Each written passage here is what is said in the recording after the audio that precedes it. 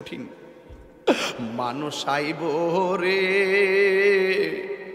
এক নজর দেখিতে মানুষ আইব রে দেহ কাচার অচিন পাখি দেহ কাচার অচিন পাখি উইরা যেদিন যাইব রে এক নজর দেখিতে মানুষ আইব রে আমি কি দিয়া বুঝাইতাম আম পাতা জাম পাতা বড়ই পাতার কোনো অভাব নাই কোনো পাতা দিয়া বড়ই কোনো পাতা দিয়া গরম জল করে না বড়ই পাতার পানি দিয়া কেন গরম জলটা করে আম পাতা কি দোষ করলো জাম পাতা কি দোষ করলো বড়ই পাতা দিয়া কেন গরম জল করা হয় এই কথা দিয়ে কোনো মৌলবি কয় না লাল কাপড় নীল কাপড় হলুদ কাপড় কত কাপড় দেখলাম কবরের কাপড়টা কেন ভাইজান সাদা এই সাদা দিয়া কেন দাফন করা হয় এই কথা দিয়ে পৃথিবীর কোনো মৌলবি কয় না রে এ আমার যুবক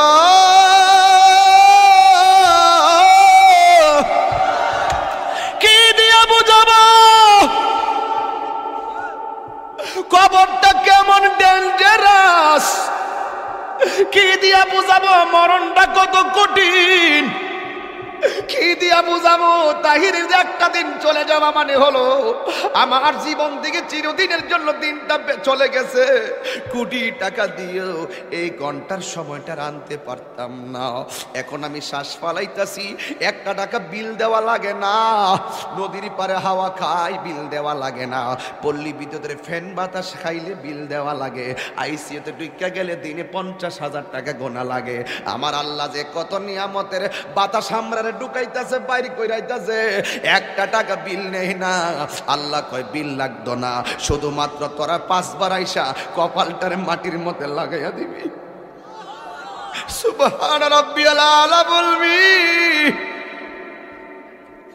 দুনিয়ার মালিকের ডিউটি 20 দিন না করলে 20 দিনের বেতন কাটা আর আমার আল্লাহ তোরে হাজিরা দিছে দৈনিক 5 বার এক মাসও হাজিরা দেও না 2 মাসও দেও না মাঝে মাঝে সিটারি হাজিরা দাও কিন্তু আমার আল্লাহ ইচ্ছা করলে তোমার গলার মধ্যে কাটা লাগাইয়াও আমার আল্লাহ রিজিকটারে বন্ধ করে দিতে পারে এরপরও আমার আল্লাহ রিজিক বন্ধ করো না কেন জানো নি কারণ হলো আমার আল্লাহ কয় আমি আল্লাহ তোরে মায়া কইরা বানাইছি মায়া লাগে আল্লাহ ডাক দিয়ে কয় আল্লাযী খালাকাকা ফাসাওয়াকা ফাআদালাক في أي سورة ما شاء ركبك আমার আল্লাহ তোরে সুন্দর নমুনায় বানাইছি এই জন্য আমার আল্লাহকে খলাকতু বিয়াদাইয়া আল্লাহ এই চেহারাটারে নিজের হাতে বানাইছে আল্লাহ বলে মিনহা খলাকনাকুম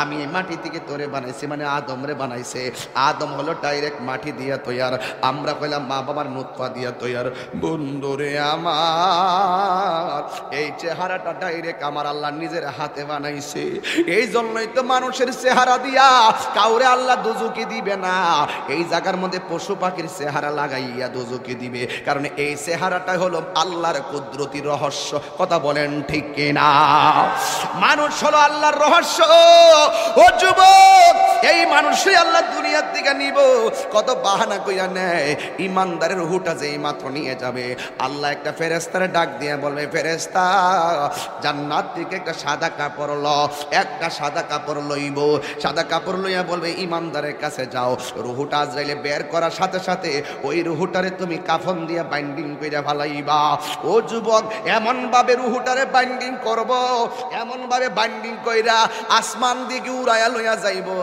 দেখতে তো বড় ভয় লাগে এমন ভাবে বুঝি তাহিরিরে বাইন্ডিং করব এমন ভাবে বুঝি আপনারে বাইন্ডিং করব দেখলই তো কেমন জানে লাগে দেখলই তো কেমন জানে লাগে এইভাবে বুঝি আমারে বাইন্ডিং করবো আল্লাহ বলে আজরাইল হো আজরাইল রুহুটা লো আবার কো জান্নাতের ফেরেশতা আমার ইমানদারের রুহুটারে জান্নাতের সাদা কাপড় দিয়া বাইন্ডিং কইরা ফেলাইবি এবার ফেরেশতা এসে বাইন্ডিং করে কইরা আসমানের দিকে একটা উড়াল মারে এবার আসমানে যায় প্রথম আকাশের ফেরেশতা কই ও ফেরেশতা যাওয়ার সময় দেখছি তোমার কোনো গ্রাণ নাই কিন্তু এখন কোথায় থেকে খুশবু আসতেছে কই এটা হইলো কথার কথা বলতেছে আর কি যদি বাড়ির ইমান ইমানদার হয় এমনি বলবে এটা হইল বাড়ি উড়ার ইমানদারের রুহু লইয়া যাইতেছি। সাথে সাথে প্রথম আকাশের ফেরেশতা এই রুহুটারে সালাম দিব, এবার দ্বিতীয় আসমানে গেলে সালাম দিব, তৃতীয় আকাশে গেলেও সালাম দিব, চতুর্থ আকাশে গেলেও সালাম দিব, পঞ্চম আকাশে গেলেও সালাম দিব, ষষ্ঠ আকাশে গেলেও সালাম দিব, সপ্তম আকাশে গেলেও সালাম দিব রে বাবা। এবার যাওয়ার পরে আমার আল্লাহ ডাক দিয়া কয় ও ফেরেশতা আর সামনে নিস না, আমি আল্লাহ ইমানদারের জন্য একটা বাড়ি বানাইছি। আর সামনে নিস না গো, আমি আল্লাহ একটা বাড়ি বানাইছি। ওই বাড়িটার নাম কি? বাড়ির নাম হলো কোরআনের ভাষায় হলো ইল্লিন। এই রুহুটারে ইল্লিনে রাইখা দে। আর এই দিক দিয়া বাড়ি উড়ার এই আমার বাবার বডিটারে বাইন্ডিং করবার লাইগা বাড়ি উড়ার দোকান থেকে সাদা কাপড় আইনা বডিটারে বাইন্ডিং করলো। মানুষ আইব রে এক নজর দকিতে মানুষ আইব রে। বিষয়টা দিছেন খুব কঠিন। মানুষ আইব রে এক নজর দেখিতে মানুষ আইব রে। দেহ কাচার অচিন পাখি, দেহ কাচার ও চিন পাখি উইরা যেদিন যাইব রে এক নজর দেখিতে মানুষ আইব রে। এইভাবে আপনার বডিটারে দেখবার লাগে কত মানুষ আইব। আয়া দৌড়ায় দৌড়ে আবার যাইব গা, কয় বাজার আছে আমার কাজ আছে কয়া কয়া দৌড়ায় দৌড়ে যাইব গা। কিসের তোর বন্ধু? ফেসবুকের বন্ধু। এই বন্ধু তোরে দেখার জন্য একটা মিনিটের জন্য আইব, আয়া কোনো রকমে দেখকে আবার বন্ধু তোরে ফালাইয়া যাইব গা। কিসের তোমার বন্ধু?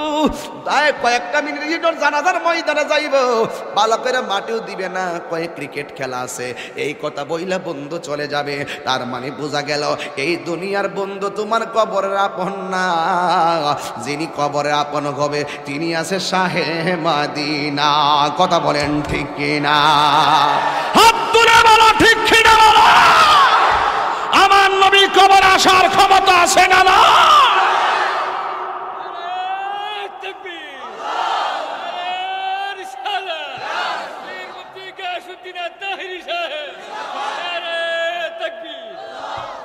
আল্লাহু আকবার বলেন।